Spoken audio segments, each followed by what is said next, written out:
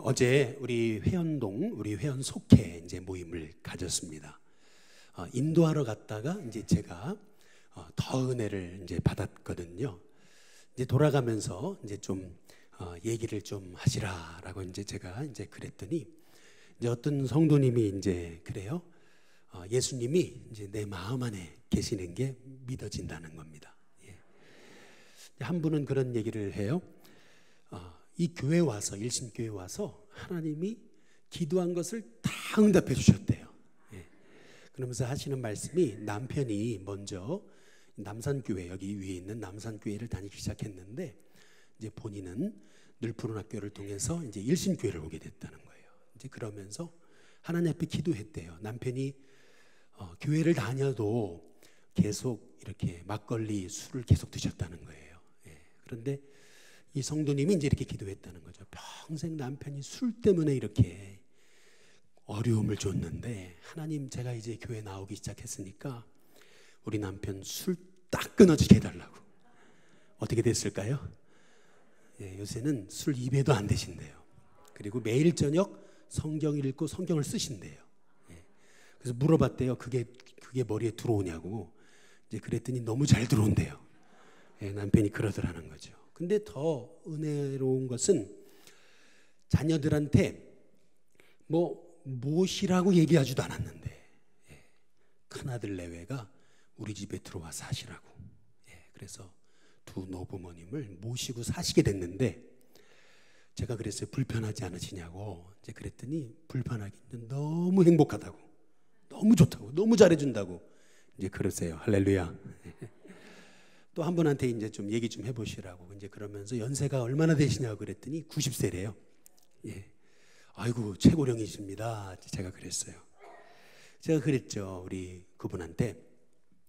아니 우리 집사님은 오실 때마다 제가 너무 사랑스럽다고 이제 제가 그랬어요. 그랬더니 이분이 저한테 뭐라 그러냐면 그럼 사람들 질투한다고. 할렐루야. 누가 질투하냐 그랬더니 사모님이 질투한대요. 근데 그 얘기를 들으면서 우리가 같이 웃었어요. 막 깔깔깔대고 웃었습니다. 근데 이제 그런 얘기를 해요. 자녀들 5이 다 불교를 믿는데요. 그러니까 자녀들이 엄마한테 그런대요. 우리 자식들 다 불교 믿는데 왜 엄마만 예수님 믿냐고. 그랬더니 이제 그렇게 얘기하셨다는 거죠. 그런 얘기 하지 말라고. 나는 교회 다닐 끼다. 이제 그러고 끝났다는 거예요. 저는 그 얘기 듣고 제가 잘 표현을 잘 못했는데 제가 그 한마디에 참 은혜를 받았어요. 지난 우리 그 백합배였습니다. 백합배 때 이제 우리 어르신들 모시고 이제 여기 경복궁에 갔잖아요. 경복궁에서 이제 좀 경복궁이 전 그렇게 넓은지 몰랐어요. 근데 이제 걸으면서 우리 성도님 한 분하고 이제 얘기를 하는데 이제 성도님이 그러세요. 고시원에 사는 게 너무 지겹대요. 그래가지고 좀 이렇게 조금 쾌적한데 좀 발 뻗고 살고 싶대요. 그런데 일신교회 나오기 시작했으니 교회도 나올 수 있어야 되고 그리고 집도 좀 괜찮아야 되고 아무리 찾아도 없더래요. 근데 수유리에 4호선 연결되죠. 수유리에 LH가 있더래요. 그래가지고 원서를 냈대요. 그런데 연락이 안 온대요. 연락이 올 때가 됐는데 마음이 초조하시대요. 그 얘기를 하는데 갑자기 핸드폰에서 따라랑 하고 울렸습니다. 이분이 전화를 딱 받고 얼굴이 펴지는 거예요. 설마 했는데 전화를 딱 끊으시더니 목사님 됐어요 그러는 거예요. 별로 아멘을 안 하시는데 됐어요 그런 상기되시는데 제가 그걸 보면서 얼마나 감사했는지 모릅니다. 제가 이제 일신교회에서 목회한다 그러면은 사람들이 일신교회가 어딨냐고 이제 그러죠. 그러면은 제가 조금 이렇게 의시되려고 명동에 있다고 이제 그러거든요. 그러면은 사람들이 뭐라면 좋은데 사신대요. 좋은데. 저는 근데 일신교회 와서 제가 느낀 것은 우리 일신교회 주변에 어려운 사람들 너무 많으시잖아요. 정말 어려운 분들 많으시거든요. 그냥 집에 혼자 누우면은 더 누울 데가 없는 그런데 사시는 분들이 너무 많거든요. 근데 제가 너무 감사한 것은 이제 이분들이 우리 일신교회를 나오시는데 처음에는 얼굴이 어두워요. 그런데 갈수록 얼굴이 점점점 피시는 거예요. 점점점 밝아져요. 젊어져요. 얼굴에 윤기가 흐르는 것 같아요. 막 웃음이 없어 보였는데 웃으시고 막 그러는데, 제가 한번 흉내 한번 내보겠습니다. 저를 한번 쳐다보시고. 예.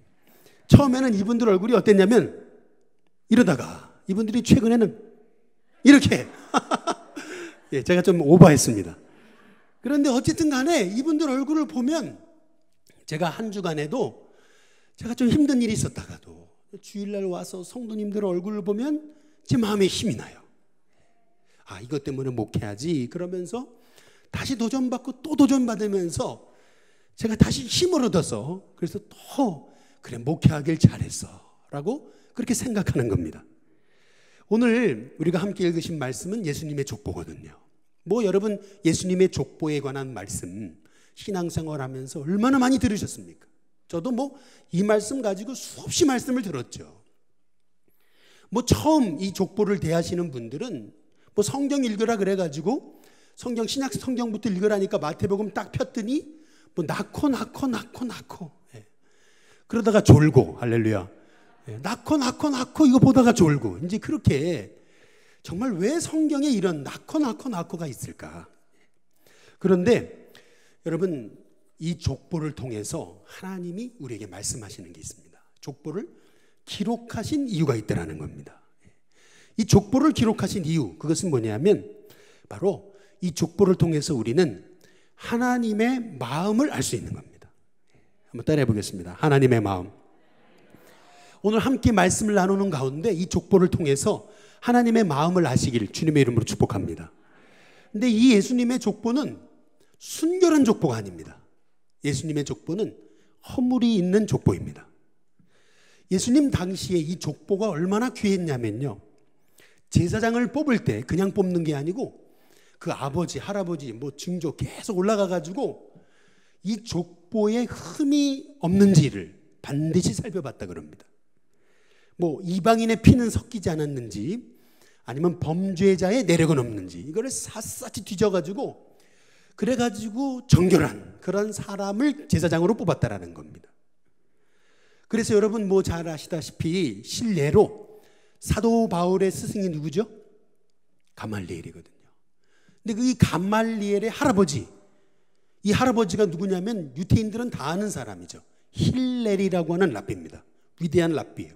근데 이 힐렐이 어떻게 했냐면 자기가 다윗 왕가의 후손인 것을 이렇게 속이려고, 우리식으로 말하면 족보 세탁을 해가지고, 그래가지고 그럴싸하게 자기 족보를 꾸며가지고 결국에는 높은 자리에 앉고 학자로서 인정받았던 것을 이제 알 수가 있습니다.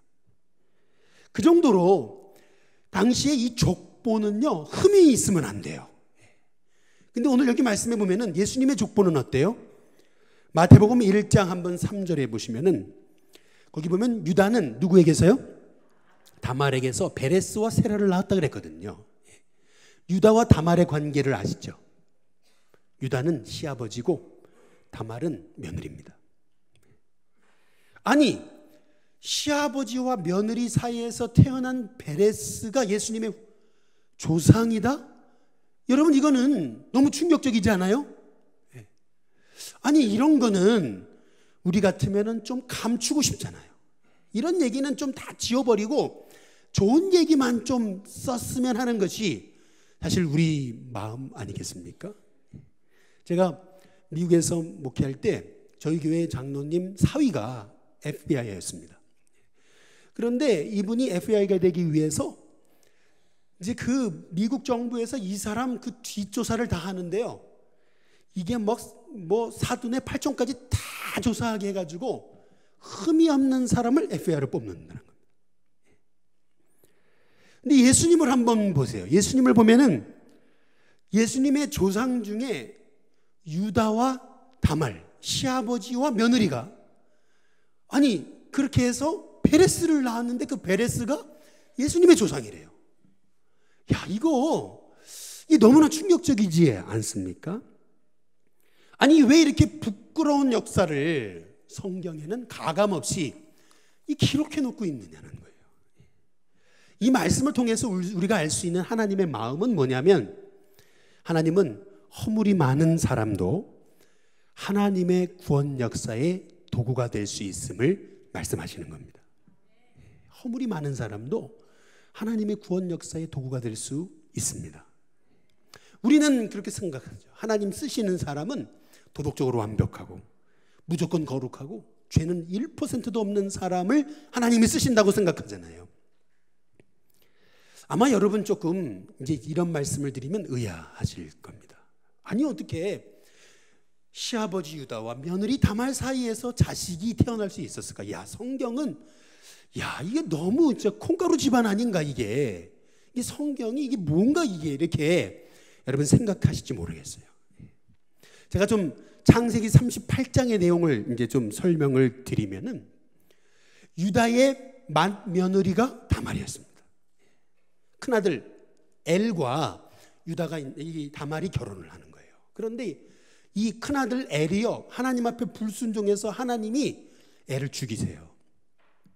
그러니까 다말은요 갑자기 자식도 없는 과부가 된 거예요. 당시 유다 형편에서는 여자가 자식 없이 남편이 죽고 과부가 되면 그러면은 동생이 그 형수에게 들어가서 이제 씨를 이어주는 것이 풍습이었습니다. 그래서 시아버지 유다는 동생 오난을 이 형수에게 집어넣는 거예요. 근데 이 오난은 이 형수를 통해서 태어날 아이가 자기 아들이 안 될 걸 알고 그냥 그 밤중에 그냥 땅에다가 설정을 해버립니다. 근데 하나님이 그걸 보고 좋지 않게 여기신 하나님께서 이 오난도 죽여버리세요. 이제 그러고 나니까 유다, 시아버지인 유다가 볼 때 큰아들도 둘째 아들도 이 며느리 때문에 죽은 거잖아요. 그렇게 보인 거예요. 그러니까 이 시아버지가 어떻게 하냐면은 너는 집에 가 있으라고, 친정에 가 있으라고, 상처하고 너는 친정에 가 있으라고. 이 무슨 말이냐면은 이제 이게 유다에게 셋째 아들 셀레가 있었는데 셋째 아들은 줄 수 없다는 거예요. 근데 셋째 아들마저 죽일 수는 없다는 거예요. 그래가지고 너는 그냥 가 있으라고. 얘가 좀 크면은 그때 이제 너에게 씨를 잇게 하겠다고 하면서 보내버려요. 이 얘기는 뭐냐면 이 다말은 이제 과부에다가 자식도 없고 이제 버림받은 거거든요. 근데 성경에 보면 그 다음에 이 시아버지 유다가 이제 아내가 죽어요. 그러니까 유다가 이제 좀 마음을 달래기 위해서 이제 딥나라는 곳에 이제 가요. 근데 딥나에 가 있을 때 사람들이 얘기하는 거예요. 이 며느리 다말에게 네 시아버지가 여기 와 있다 이제 그랬어요. 이제 그랬더니 이 다말이 어떻게 하냐면요. 상복을 벗고 그리고 창녀의 옷을 입고 그리고 이 유다에게 갑니다. 유다는 이 여자가 며느리인 줄 몰랐어요. 그리고 이제 하룻밤을 자는데 이 며느리가 나에게 들어오는 대신 증표를 내라 그랬습니다. 그래서 그 증표로 낸 것이 도장끈 지팡이에요. 이제 그리고 나서 이제 시간이 흘렀어요. 이제 흘렀는데 사람들이 얘기를 하는 거예요. 네 며느리가 유다한테 네 며느리가 아기를 가졌다더라. 야, 그렇게 행음한 그 여식 가만히 내둘 수 있냐? 이제 이러니까 시아버지 유다가 며느리를 불러요. 그리고 하는 말이 뭐냐면 전연을 불에 태워 죽여버리라 그럽니다. 전연을 불에 태워 죽여라. 그 순간 사람들이 막 불태워 죽이려고 그랬겠죠. 근데 그때 이 다말이 몸속에 지니고 있던 그 증표를 딱 내놓으면서 했던 말이 이게 누구 건지 바로 이 사람이 바로 이 애의 아버지다. 도장끈 지팡이 누구 거예요? 시아버지 건 거예요. 그때 유다가 했던 말이 뭐냐면 창세기 38장 26절인데요. 거기 보면 유다가 그것을 알아보고 그랬어요. 자기 건지 알아보고 이르되 그 다음 뭐예요? 그는 나보다 옳도다. 그가 옳았다. 이제 그 얘기입니다. 내가 틀렸구나. 그래, 내 며느리가 맞았다. 이제 그 얘기를 하는 겁니다. 여러분 이 말씀을 얼핏 육적으로만 보면은 이게 무슨 내용인가 이제 여러분 의아하실 겁니다. 근데 이 말씀을 여러분 구속사적인 관점에서 좀 어려운 말로 구속사적인 관점에서 보면은 이게 얼마나 큰 은혜인지 몰라요. 제가 좀 쉽게 설명을 드려보면은, 제가 가끔 말씀드리지만 제가 처음 단백 목회를 했던 홍천에서 지금도 꿈만 같아요. 정말 잊을 수 없는 교인이 한 분 있어요. 정말 제가 이분을 만난 게 정말 꿈과도 같아요. 어떻게 이런 분을 만날 수 있었을까?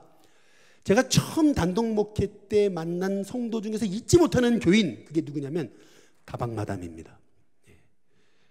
나중에 우리 교회 여선교회 회장까지 된 다방마담. 처음에 전도하러 갔다가 토요일날 전도하러 이제 갔었는데, 그 목요일이죠. 목요일 전도하러 갔었는데, 전도하러 갔다가 이제 이분을 만났는데, 저는 속으로 저분은 안 돼, 이제 그랬습니다. 빨리 지나가려고 그랬어요. 그런데 저희 장로님은, 옆에 계셨던 장로님은, 아유, 우리 교회 너무 좋은 교회고 우리 전도사님 설교를 너무 잘하시니까 우리 교회 꼭 한번 이번 주에 오시라고. 제가 속으로 그만하시라고 이제 제가 그랬어요. 그런데 정말 설마 했는데 이분이 주일날 나왔어요. 근데 제가 그 첫 광경을 잊지를 못해요. 완전 다방 아줌마 모습으로 오셨어요.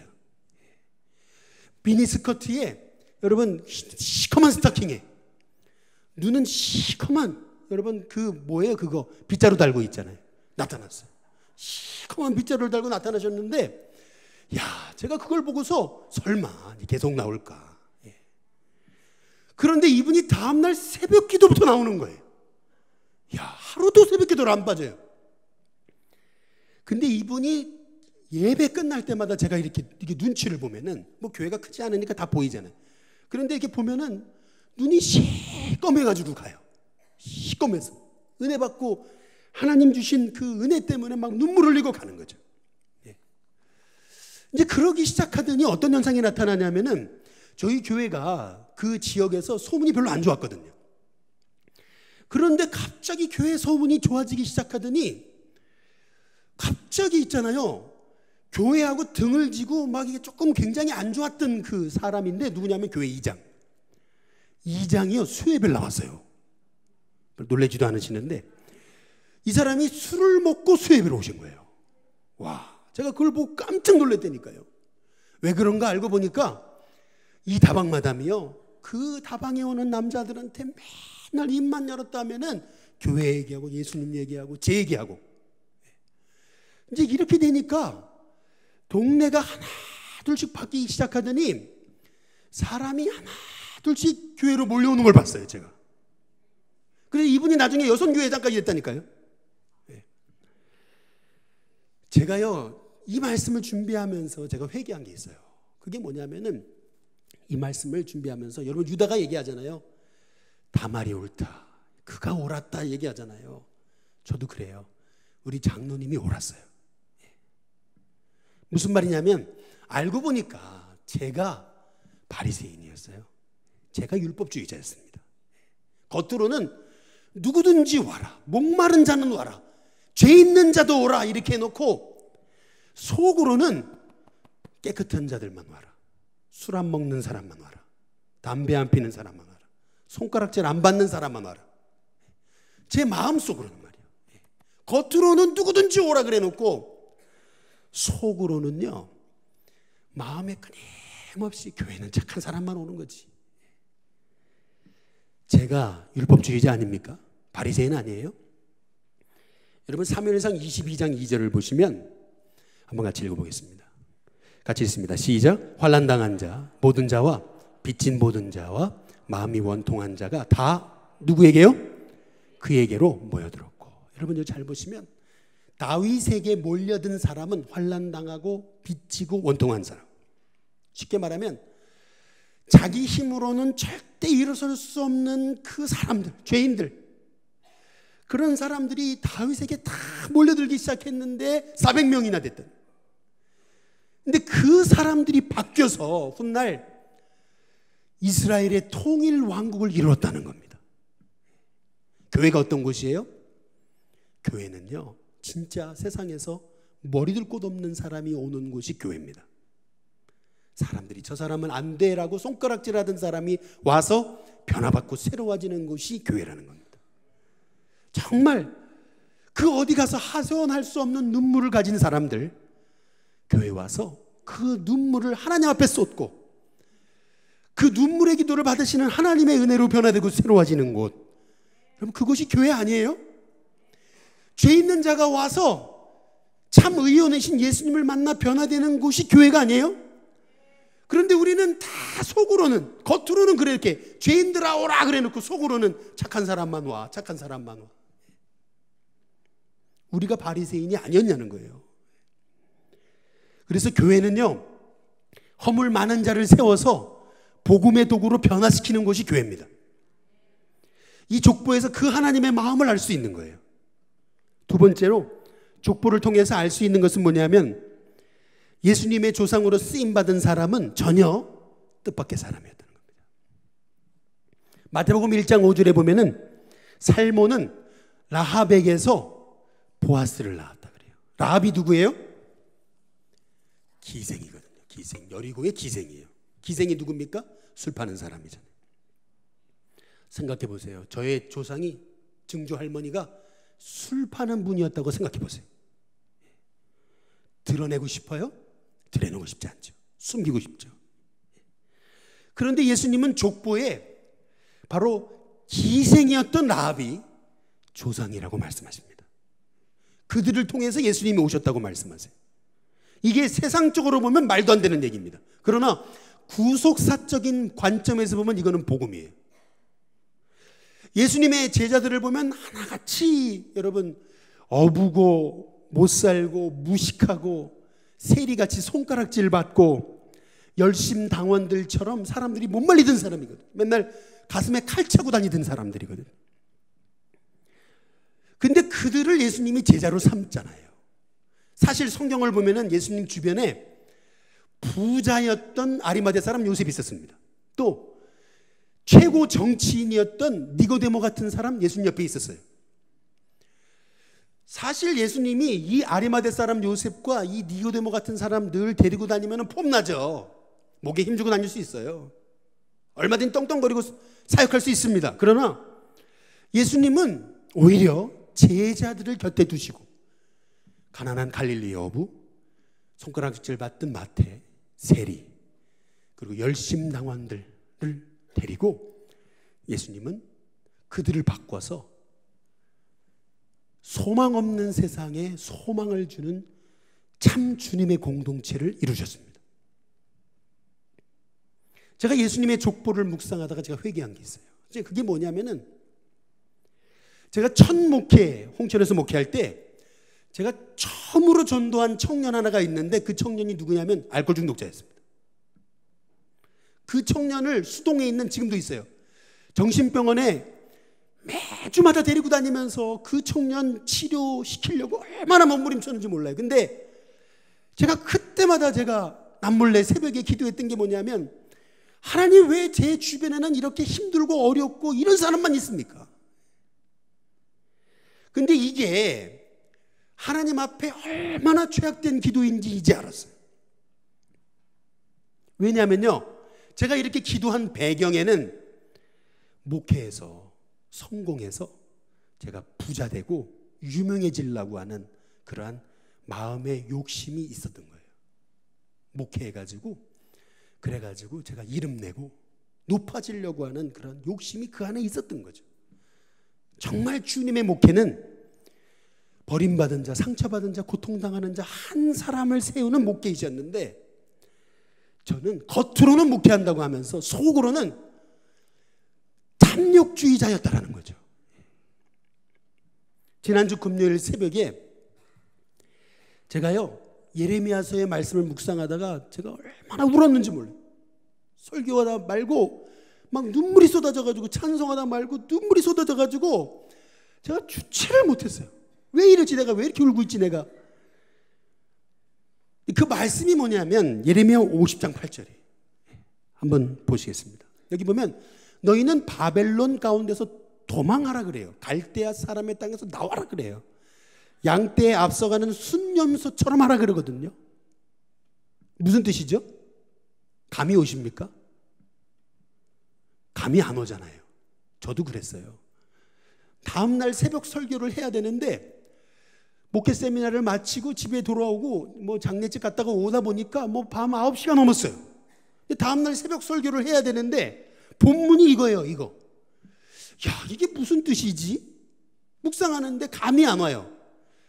그래가지고 하나님 이게 무슨 뜻이죠? 그러면서 기도하는데 이게 감이 안 왔어요. 어쨌든 그냥 막 적어놓고서 이제 잤어요.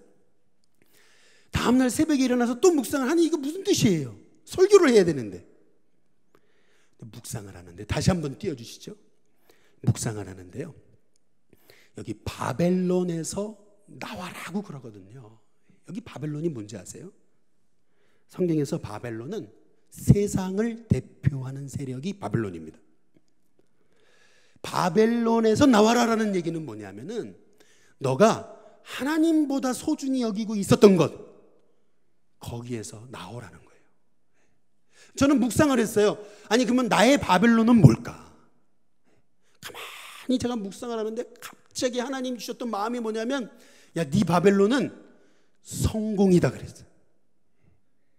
알고 보니까 제가요 어렸을 때부터 아버지가 사업하면서 계속 부도당하고 어려움 당하면서 제가 겉으로는 열심히 목회하는 것처럼 보이지만은 속으로는 어렸을 때부터 다 실패하시는 아버지를 보면서 제가 제 상처를 성공이라고 하는 열심이라고 하는 것에 가려놓은 거예요.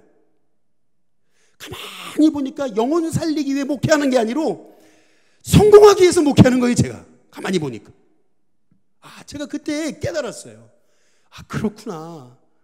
나의 바벨론은 성공주의 신학이었구나. 근데 그 다음 말씀에 보면은 양떼들의 앞서가는 순념소처럼 하라 그러거든요. 여러분 양떼들의 앞서가는 순념소가 뭐냐면은 양떼는요 목자가 없으면 길을 잃어요. 그래서 양떼들 앞에 순념소를 둬서 이 순념소가 양떼를 인도하게 합니다. 마찬가지로 바벨론에서 나와가지고 성공주의 목회에서 나와가지고 이제는 길을 잃어버린 양떼들 앞에 순념소처럼 서서 오로지 복음을 위해 영혼 구원을 위해 말씀 중심의 목회를 하라. 저는 이 말씀을 받고요 제가 얼마나 울었는지 몰라요. 지금도 제 마음에 하나님 제 바벨론에서 나오게 하시고 제가 목회하는 목적이 길을 잃어버린 양떼들 앞에서 순념소처럼 앞서서 영혼을 인도하는 참 목회자가 되게 해달라고 하는 그런 기도를 하는 겁니다.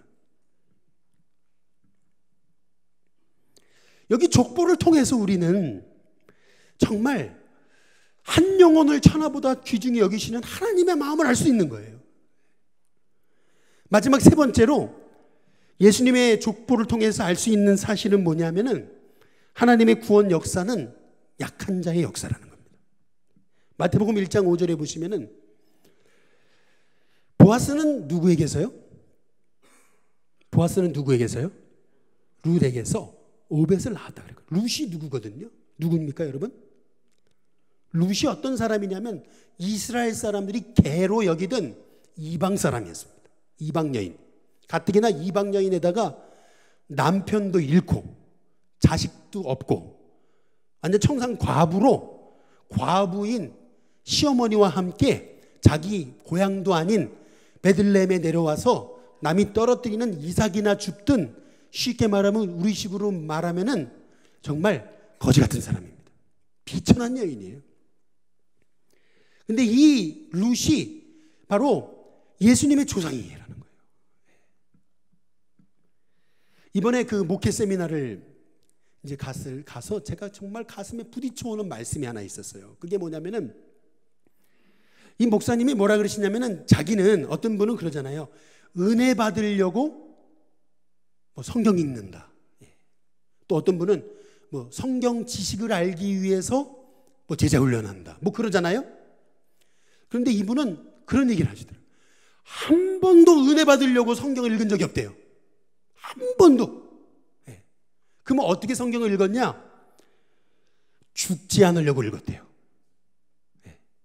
정말 하루도 말씀이 없이는 죽을 것 같으니까 말씀이 없이는 살 수가 없더래요. 그래가지고 내가 살려고 하다 보니까 매일 말씀을 묵상했더라는 거예요.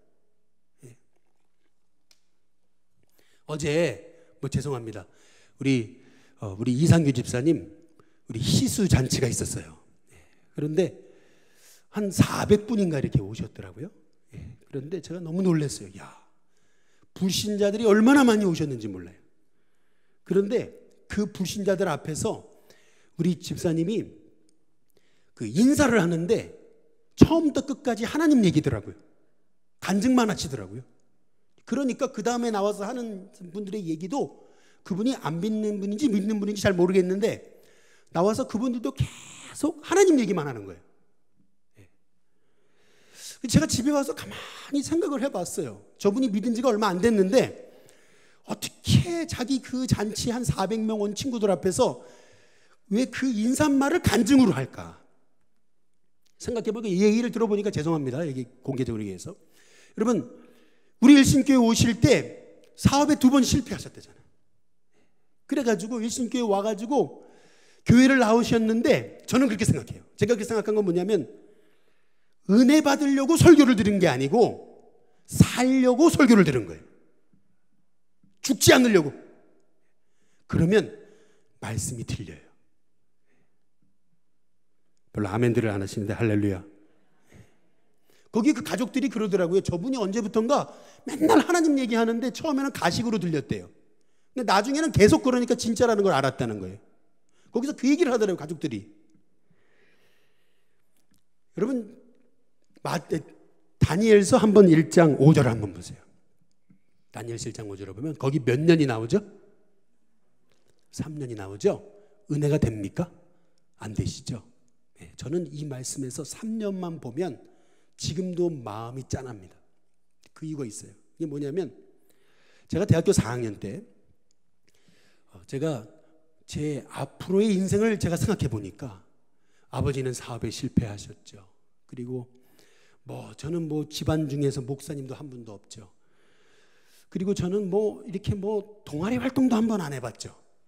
저는 늘 교회밖에 모르는 사람이에요. 늘 교회 부흥을 위해서 교회밖에 모르는 사람이라서 그때 돼가지고 선배 만나러 다니면서 나 좀 잘 봐달라고 그럴 마음도 없고. 근데 가만히 제 생각을 해보니까 제 미래를 생각해 보니까 야, 어떻게 목회를 나가지? 그런 생각이 들더라고요. 어떻게 목회를 나가지? 그때 하나님 앞에 얼마나 절박했는지 몰라요. 절박한 상황에서 정말 은혜 받으려고 성경을 읽은 게 아니고 살려고 성경을 읽은 거예요. 그때 이 다니엘서의 말씀에서 3년이라고 하는 말씀이 눈에 그냥 튀어오는 걸 느꼈습니다. 놀라운 거는요, 진짜 그 이후로 3년 만에 제가 목회를 나갔어요.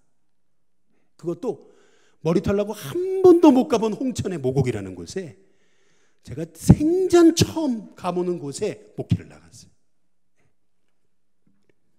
별로 아멘도 안 하시는데, 여러분, 제가 일신교회에 와가지고 여러분 잘 아시지만은 제가 몇 번 말씀드렸는데 처음에 전도할 때 여러분 전도문이 안 열렸어요.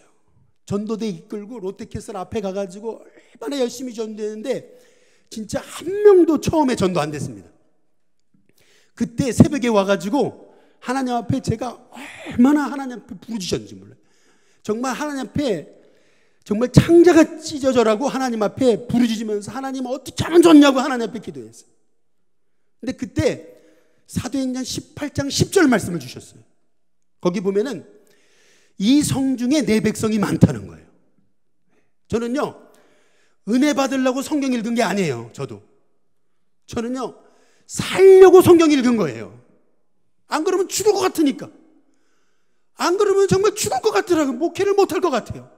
그래가지고 죽을 것 같아가지고 성경을 붙잡았어요. 그런데 이 말씀을 읽는데 이는 이 성중에 내 백성이 많대잖아요. 하나님께 그랬어요. 하나님, 백성이 어디 있습니까? 하나님은 그래요. 많다. 지난 수요일 날 신방을 했는데요, 그 성도님이 그러세요. 뭐라 그러냐면 우리 일신교회를 어떻게 오게 됐냐면 그 당시에 오셨던 분인데 성도교회를 가셨대요. 근데 여기가 아닌가 싶었대요. 그래서 일신교회로 오셨대요. 일심교회로 오셨더니 여기 일심교회 여기 십자가 밑에서 제가요 엎드려서 기도하고 있더래요. 환상 중에. 그래서 여기다 싶어서 일심교회를 정했다는 거예요. 지금은 우리 사입은 우리 따님 나오시잖아. 같이. 여러분, 여러분의 삶에 하나님의 말씀이 그냥 뭐 신선노름 하듯이 그냥 도 땄듯이 그냥 성경에서 지식 한번 늘려보자 그 마음을 가지고 성경을 읽어요? 여러분에게 은혜 안 돼요. 생명의 말씀이 되지 않아요. 여러분, 여러분의 삶에 오히려 어려움이 있어가지고 말씀 없이는 살 수 없어요. 그래서 매일 말씀을 생명처럼 여기면서 그 말씀 하나하나를 통해서 하나님의 음성을 듣기 위해서 몸부림칠 때 말씀이 들립니다. 그 말씀이 여러분의 삶의 등이요 빛이 되는 거예요. 우리 다니엘서 1장 한번 6절을 보세요. 1장 6절에 보시면은 마태복음 1장 6절입니다. 죄송합니다. 마태복음 1장 6절에 보면은 다윗은 우리아의 아내에게서 솔로몬을 낳았다 그러거든요. 우리아의 아내가 누구예요? 밧세바거든요. 밧세바. 여러분 잘 보세요. 밧세바라는 이름이 있잖아요. 그런데 왜 우리아의 아내입니까? 이것이 얘기하는 건 뭐냐면 이 우리아의 아내 밧세바가 받은 고통이 얼마나 컸느냐를 얘기하는 겁니다. 얼마나 고통 가운데서 부르짖는 여자였냐는 것을 말하는 거예요. 어느 날 갑자기 왕이 자기를 부르잖아요. 그러더니 밤에 같이 잠자리를 같이 하자 그러더니 어느 날 갑자기 남편이요 이게 의문사로 죽은 거예요. 그러더니 이 왕이 갑자기 자기를 아내로 삼고 자식을 낳았는데 그게 솔로몬이잖아요. 적통도 아니고 불륜으로 말이에요. 태어나가지고 그 자식이 앞으로 이 험난한 이 세월을 어떻게 살까 생각하면은 얼마나 이 어머니의 마음이 찢어집니까? 근데 하나님은 그 우리아의 아내 밧세바의 그 간절한 절박한 기도를 들으시는 거예요. 살려고 몸부림치는 그 기도. 룻도 그렇고 밧세바도 그렇고 정말 은혜 받으려고 기도하는 게 아니에요. 살려고, 죽지 않으려고 하나님 앞에 기도하는 거예요. 한순간도 하나님의 은혜 없이는 살 수 없었던 그 연약한 자들을 통해서 예수님이 오신 거예요. 여러분도 괜찮은 척 하지 마시기 바랍니다. 여러분도 얼마나 여러분 힘든 일이 많아요. 연약합니까? 우리도 하나님의 은혜 없이는 한순간도 못 살잖아요. 그런 애통하는 자의 기도를 하나님께서 들으신다는 거예요. 허물 많은 종들을 일으키셔서 구원의 도구로 사용하시고 세상에서 손가락질 받던 비천한 자를 일으키셔서 복음의 놀라운 도구로 복음의 놀라운 도구가 되게 하시고 의지할 곳이라고는 하나님밖에 없던 연약한 자를 일으키셔서 하나님의 기적의 도구가 되게 하시는 하나님. 여러분 그 하나님이 여러분의 하나님이십니다. 그 하나님 의지하고 승리하는 저와 여러분이 될 수 있기를 주님의 이름으로 축복합니다. 기도하겠습니다.